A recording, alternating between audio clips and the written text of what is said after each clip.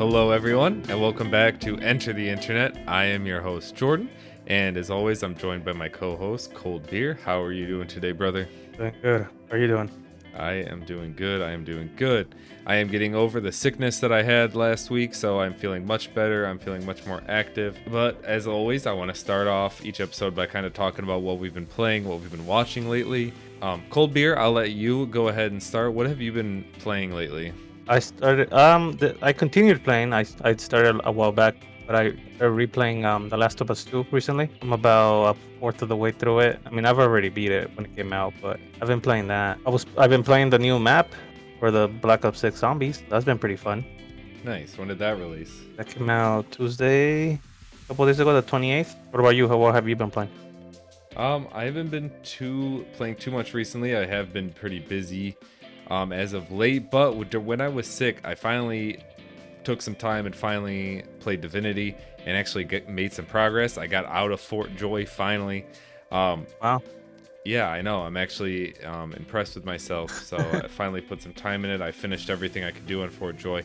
I'm having a lot of fun, as we've mentioned before. We played Baldur's Gate about a year ago now, and been wanting to play Divinity for a while. So finally took some time and got into it. I'm actually having a lot of fun with it.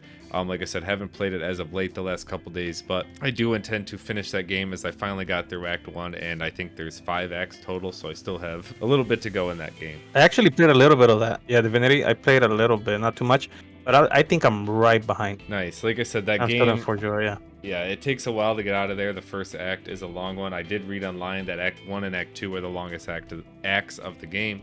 Those, obviously, once I get past the second act, it should go pretty quicker through there. But regardless, as of today, as of the recording of today, January 30th, 2025, the new GPUs finally released today. We got the new nvidia 5090 cards out in the wild. A lot of them are already being scalped online for close to $5,000. People literally posting pictures right outside of Micro Center with their new card and selling them for extremely high prices, and it's just crazy to me. Me and Cold Beer have actually discussed this on another video. I know everyone really cares about our opinions because we're really high in the tech community. But regardless, we discussed this on another video that I actually didn't end up posting, unfortunately. When they first announced these cards, we kind of talked about it a little bit in depth and how they are relying more on AI instead of actual physical power, where we will have benchmarks posted from some of the bigger boys posted on our screen, which I'm sure anyone who really cares has already probably watched those videos and seen those benchmarks, but we'll still post some up on our screen, as we don't have the new cards to test or benchmarks for ourselves. Regardless, as we mentioned before, I think the physical improvements over the cards without using AI is around like 10 to 20%. These cards are mostly aimed at 4K upgrades. Like I said, you're not buying a 5090 to play at 1080 or, I mean, even 1440. Really, if you're buying a 5090, you're playing at 4K, probably with multiple 4K monitors. But that's where you're going to see the biggest performances in the 4K realm. Cold Beer, have you watched any of these benchmark videos? Do you have any opinions on these cards as of yet? Yeah, I've seen a few. Usually, it's not worth it to upgrade one generation. I always probably skip one, because you'll get if you have like a 3080 and then the 4080 come out, usually it's a 10%, like you said, 10 to 20% increase in performance. So obviously it's probably would be better to just wait off and maybe get the super card or the TI, or if you want to wait another year, you can get the next generation, which is what we usually do. Exactly. You and me have had this conversation before, but we didn't get the video published, unfortunately. It's kind of the same thing, especially when they're using new technologies. And I know, obviously, DLSS and AI generation is not a new technology. They've been using it for the last few years and the last couple generations. But they're really pushing forward and really emphasizing it with this card, and that's why we said before, if you look at the actual physical specs compared to, like you said, the 40 series, they're really not all that different. Obviously, they're a little bit higher. They're using new technology, which is always going to be a little bit quicker, a little bit better. But regardless, what you're paying for, I don't think, like I said, if you have a 40 series card, is actually that much greater. As I do have a 4070 Super. I know it's not the highest end, but it gets the job done for my needs for recording music and editing videos, playing games that I play and such. Cold Beer here, you have a 4090, correct? Or I have a 4080 Super. yeah. I usually don't go for the 90s because the 90s are usually for work. we're rendering this and that. If you're just doing But gaming and general daily tasks or whatever, you're not going to buy a 5090. You don't really have a need for one. But I also know that you have the Samsung 49-inch 4K OLED, so you also kind of need that high-end card to be able to support your monitor as well and just support that monitor in general. yeah, obviously the higher resolution, the more power you want for your frames to stay stable and playable more than anything. I do have a pretty wide monitor, so it's a lot of pixels to push. So I usually tend to aim for the 80s. I had a 3080 before the 4080. Well, I had a 3080, and then I waited for the 4080 Super, which I skipped a year. But I'm probably gonna do the same this year or this time around. For anyone who really cares about my graphics card journey, I was using a 1080 for a long time, which that's like kind of the king of graphics cards. A lot of people are still using the 1080 today if you look at some of the Steam hardware surveys. Then I moved up, I skipped the 20 series, which as we mentioned before, the 20 series was when they first kind of started using ray tracing, DLSS, those newer technologies. And again, the 20 series cards weren't bad, but you could definitely see they weren't like a huge upgrade over the 1080 Ti, as a lot of people like those cards. And again, as I just mentioned, they're still widely used today. But I then got to the 3060, which the 30 series was quite a big leap over, especially, like I said, the 10 series cards or even the 20 series cards. They had a like 50% increase, the 3060 over like the 2080, or the 3060 performed. I think it was on par with the 2080, they said.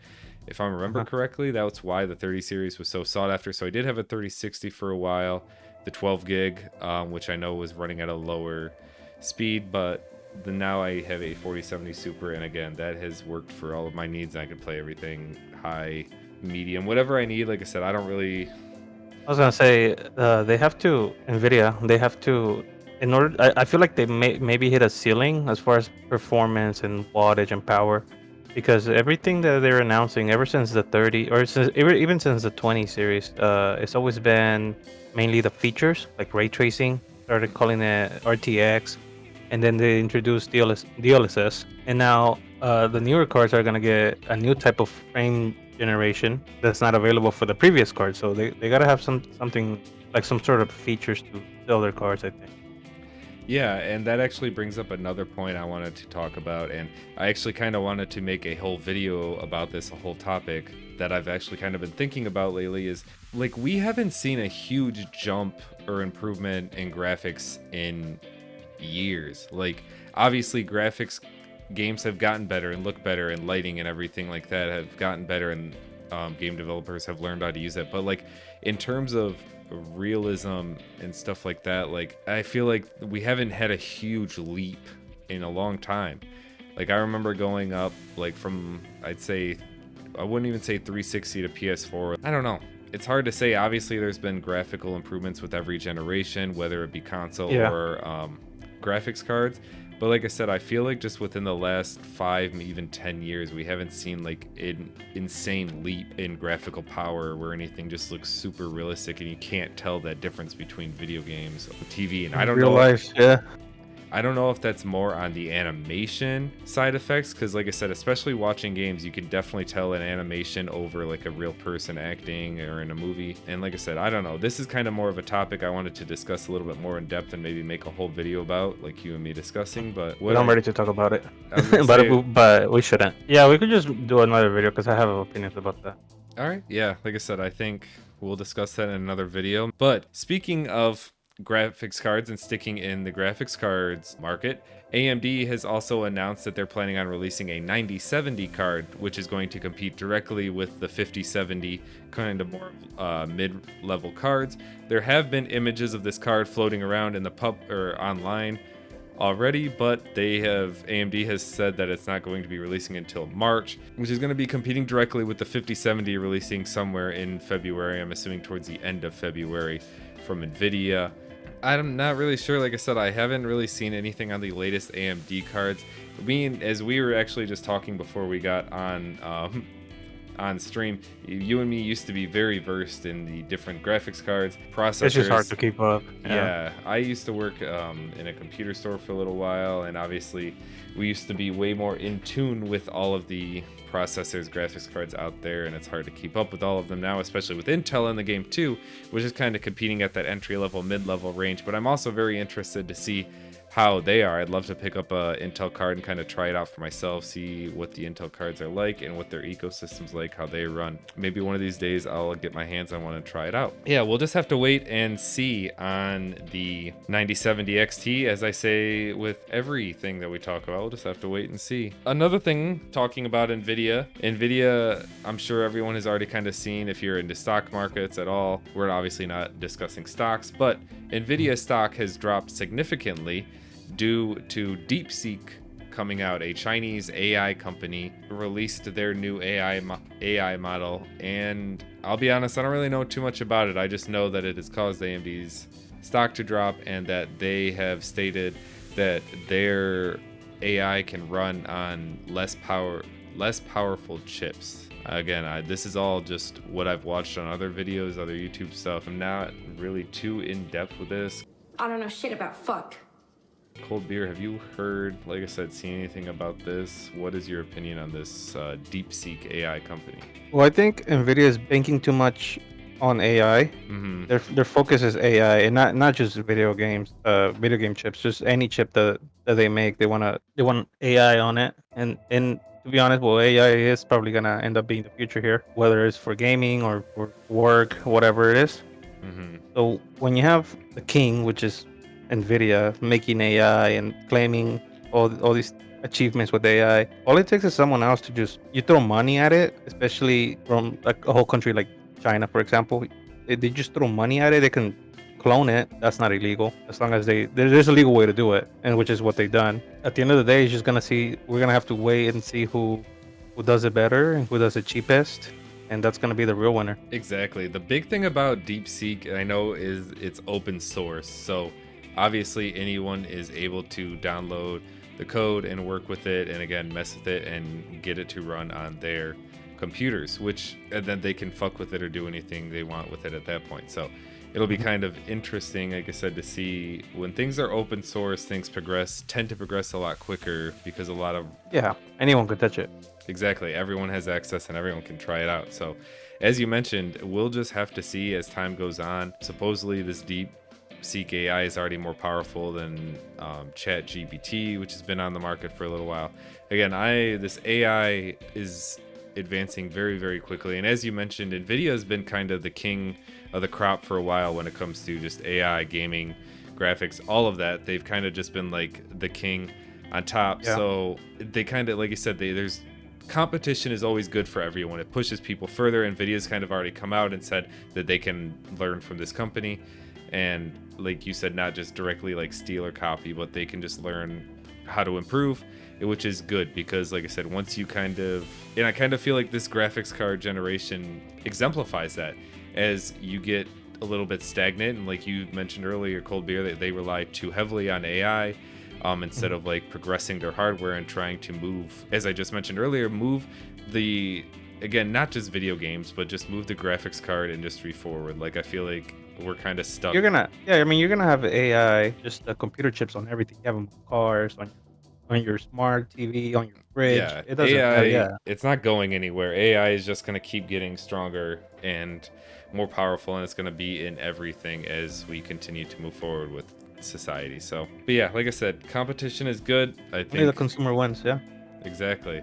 That's the big takeaway from this. And as I even mentioned earlier, with Intel being in the graphics card game, I think that is pushing Nvidia to maybe, like I said, push a little bit more into the entry level instead of these high-end just 5090 Ti cards, where there is a market obviously for lower entry-level graphics cards where they're just pushing $2,000, $3,000 cards. So the last thing pertaining to graphics cards is a game we mentioned in one of our earlier videos, Doom: The Dark Ages. It's coming out in the next couple months. I think it's coming out in May.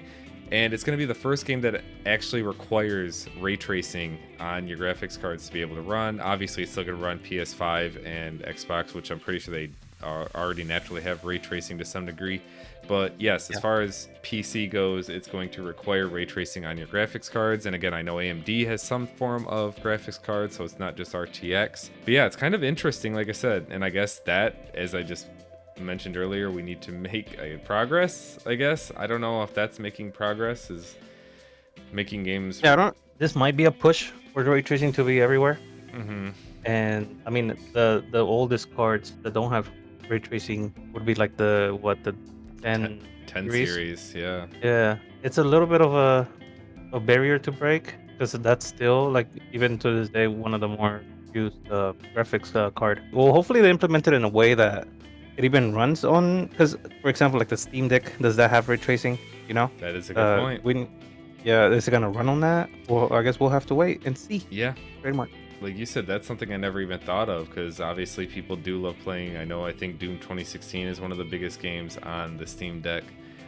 People love the Doom on the go. Doom, I think they put Doom on the Steam Deck. Doom Eternal might be on the Steam Deck. Yeah, those games are usually pretty easy to run. Not the Steam Deck Switch. I think that's on the Switch. Like you said, it's kind of interesting to see, and everyone's going to hate you for being the first. Obviously, everyone's going to call you out for being that first person. But like you said, this is kind of setting that standard. We're going forward. Maybe we'll see a lot of the newer games might require RTX ray tracing going forward. But yeah, we just have to see how the thing is getting news and headlines. It's gonna say this requires ray tracing this game, but we'll have to get into the game, actually see the settings, and because I think technically you can turn on ray tracing on any card. But obviously your frames are gonna tank. yeah, we will see. Like I said, the 20 series, even the first card that implemented ray tracing, it was not the best on. So as we say with everything, we'll just have to wait and see. And I'm sure people will get it, force it to run on the Steam Deck and other incompatible devices, but we'll just have to wait and see. So that's going to do it for this week. Be sure to like and subscribe, all that nonsense. We always appreciate everyone who likes and listens and follows and cares about what we have to say, because I know no one gives a shit. But that's going to do it for today.